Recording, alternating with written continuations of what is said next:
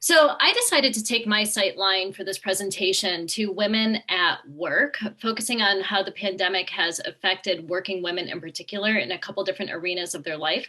I'm doing this from a vantage point of of being a faculty member in the executive MBA program and also working with the Institute for Women's Leadership at Marquette. So this presentation is kind of inspired by those sight lines. All right, so when we're thinking about, let's see here, the situation with women at work, the bottom line is it's not good, right? We can sum it up in terms of it's just not good. And by that, we can think about why this is the case. And we can tell a lot of stories about how women's work has been undervalued in the United States across all different classes, socioeconomic backgrounds, and so on. But the bottom line is it has been historically undervalued, and women's work tends to, of course, be paid less and be less prestigious and less rewarded overall. So there's a term that could be helpful in these sorts of conversations, and this term is pink collar work. So pink collar work is used to describe the kind of work that's done predominantly by women. First, it was regarding certain kinds of trades, like being an educator, being an office manager, and so on. But I also think that we have advanced in our understanding of pink collar work so that it actually bears to an attitude that we tend to have in work about who is doing the emotional and invisible labor in all jobs. And guess what? It tends to be women. There's a phrase called gold collar jobs, which I wanted to point out for people who might be interested. And those are knowledge sector jobs that usually have some kind of STEM component. But we can see that women working in those fields also tend to have a pink collar feel to them because they're sharing a bigger responsibility of the burden. And by that, what do we mean? Okay, so if we're going to go past what B pointed out as the devastating amounts of unemployment caused by the pandemic. In 2021, something different is happening. There is a high turnover.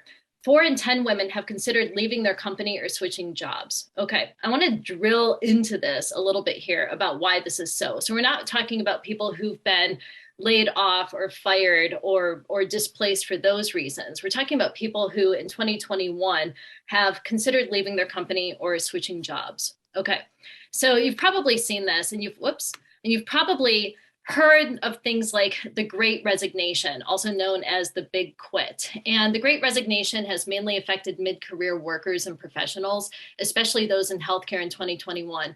And there's some really interesting euphemisms, I think, that are being used to describe what happens here. So one is called the Great Upgrade. This is something being used in the news right now about the record number of American workers who are, quote, voluntarily quitting their jobs. But if we're thinking about women at work, what does it mean to voluntarily quit your job? Another word that you might hear used these days is downshifting. So at the beginning of the pandemic, 1 in 4 women were downshifting their careers. Now, in 2021, 1 in 3 women have considered downshifting their careers or leaving the workforce altogether. Okay, so let's get into that for a second.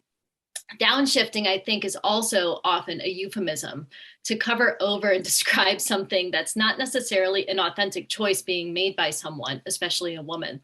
So if we're thinking about downshifting in kind of an authentic, voluntary way, we're talking about someone in a relative position of power stepping back and saying, you know, I don't want this high stress job anymore. I want to do something else. And there can be an authentic component to that. But a lot of times, this downshifting is a result of specific systemic factors that influence a person's decision. So what might those factors be? So when we say downshifting, and when we see these articles about people wanting to downshift their careers, what might some of these factors be? Well, of course, the big one is childcare. If we look at this statistic here, 1 in 3 women between the ages of 25 and 44 who are considering downshifting or leaving the workforce altogether cited childcare demands as the primary reason. This is over 20% more than their male counterparts, actually. And so when we see these words like downshift or we see the great upgrade, I want us to have a red flag in terms of what these things might be signifying, because they're not always signifying some kind of authentic free will choice. It speaks to the historical, social, and current situations that a lot of people, especially women, find themselves in. Okay, so we kind of get into this in the C-level suites, you could say, or these higher power jobs. High-powered women are 1.5 times more likely than men to think about downshifting or leaving the workforce due to COVID-19. And when we see things like that, we see that these decisions are not just being made at the employee level, but they're being made at the CEO and executive level as well. And of course, right, who's doing most of the caring? Surprise, it's women.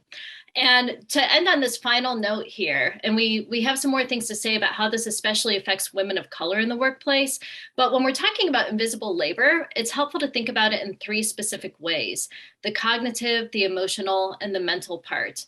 And so the cognitive part is that planning mode. That emotional part is managing relationships, and the mental part is kind of doing all of that for your employees, for their well-being, for in your household, and for your relationships.